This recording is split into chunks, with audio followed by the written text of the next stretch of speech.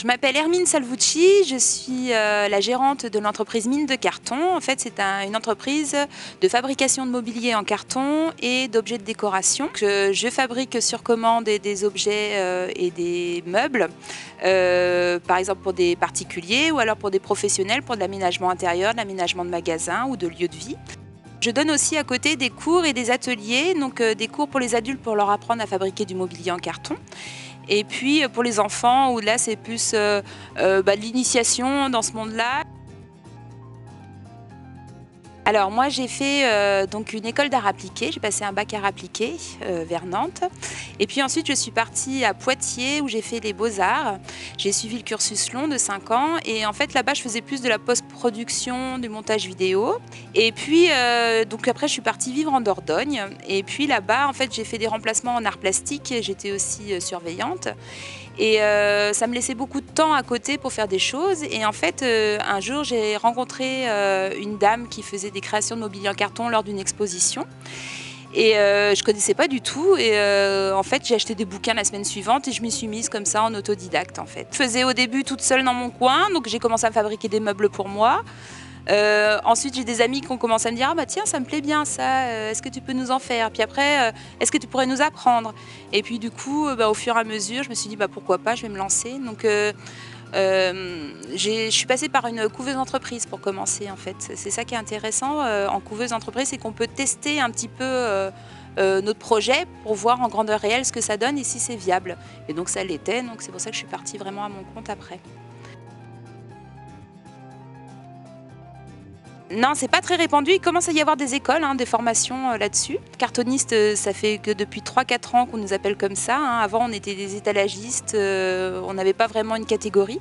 On est 3, je crois, dans la région à faire ce métier-là. Alors, on se marche pas du tout sur les doigts de pied, parce qu'on crée vraiment des choses complètement différentes et même on s'entraide. Au début, j'étais vraiment seule. Et puis là, c'est vrai que depuis 2-3 ans, je commence à faire des collaborations. Déjà la première, et c'est ce qui fait que je suis dans cet atelier-là en ce moment, c'est un partenariat en fait avec l'école qui est juste derrière, c'est une école Montessori. Et en fait, elle m'a dit, écoutez, on a une petite maison à l'entrée qui ne nous sert pas. Et puis en fait, ça nous intéresse, nous, quelqu'un qui pourrait apprendre aux enfants à fabriquer des choses, à servir de leurs mains, à voir autrement la création. Mes clients, donc du coup, c'est soit des particuliers qui ont envie d'avoir un meuble un petit peu exceptionnel dans leur maison. Ça peut être des professionnels pour de l'aménagement de magasins, l'aménagement de vitrines. J'ai travaillé aussi avec des gens qui font des pièces de théâtre, donc pour de la scénographie. Par exemple, sur des projets comme je suis en ce moment, là c'est un projet pour une crèche. Ils m'ont demandé de faire un endroit pour poser les doudous et les tétines quand les parents et les enfants rentrent dans la crèche. Donc là, je suis en train de leur créer un arbre à doudous. Donc en fait, on est parti de cette idée-là. Et puis donc je leur ai dessiné, je leur ai fait des propositions. On est parti donc sur le projet. Donc.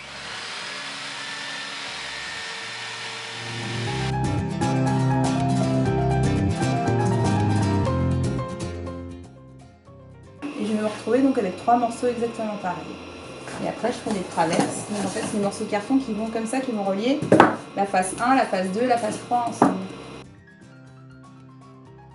Alors ça peut être assez long, on peut partir de 2 semaines sur 1 mois et demi, 2 mois. Tout dépend du projet en fait, du nombre de meubles dont ils ont besoin, du degré de difficulté. En fait, à chaque fois, donc, je suis à fond sur ce projet-là et puis je compte pas forcément les heures. Il y a toujours des nouvelles contraintes, des nouvelles techniques. Donc, en fait, c'est ça qui est intéressant, ça fait évoluer dans le travail. Je me suis dirigée vers le Fab Lab à Châlons où ils ont un laser là-bas et donc j'ai commencé aussi à travailler à la découpe au laser. Donc, encore une autre technique que j'ai intégrée dans mon entreprise. C'est accessible à tous. J'ai reçu plein de personnes là depuis 6 ans. C'est accessible à partir de 15-16 ans parce qu'en fait, il faut savoir servir d'un cutter, d'une scie sauteuse. Donc du coup, il y a des outils qu'il faut utiliser qui peuvent être un peu dangereux pour les plus jeunes. Et après, c'est une technique en fait. C'est plusieurs faces qui sont reliées par des traverses. C'est un peu comme la toiture d'une maison en fait. Donc tout ça, c'est des rapports de force et des reports de force en fait pour que ça tienne debout.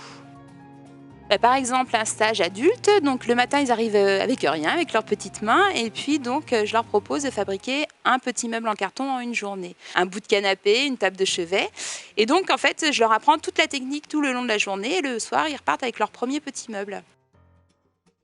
Alors au tout début de mon activité, c'était que de la récupération, c'est-à-dire que j'allais chez les garagistes, chez les marchands de vélos et je récupérais du carton. Ils étaient bien contents d'ailleurs quand j'arrivais parce que moi je les débarrassais d'une matière qui devait partir en déchetterie et moi c'était ma matière première. Maintenant que j'ai développé des objets de décoration aussi en carton, quelquefois on m'en commande une cinquantaine par exemple et je ne peux pas trouver à chaque fois 50 cartons exactement pareils.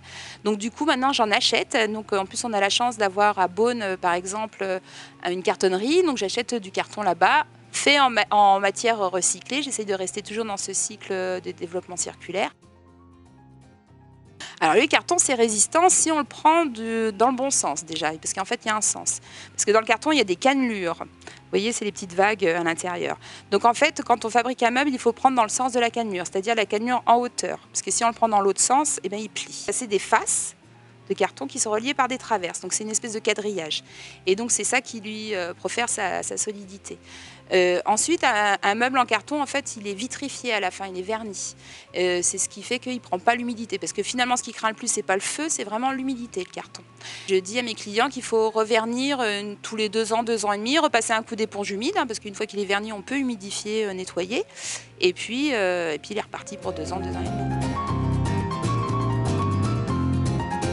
Pop-up est né à la suite d'une idée d'une amie, Julie Bernolin, qui tient l'entreprise Belles et Bohèmes. Elle fabrique des colliers, des bracelets en pierres semi-précieuses. Et donc du coup, on s'est dit, on n'a qu'à se regrouper et puis pourquoi pas faire une boutique éphémère pour un petit peu regrouper les artisans du coin et puis essayer de vivre comme ça en fait. Et puis maintenant, on fait du click and collect. Comme ça, au moins, on peut vendre nos créations. Ça se passe plutôt bien finalement, même avec le confinement. On fait vraiment beaucoup parler de nous et on a vraiment des clients. Donc peut-être que plus tard, ce sera une boutique moins éphémère, au fur et à mesure, on verra.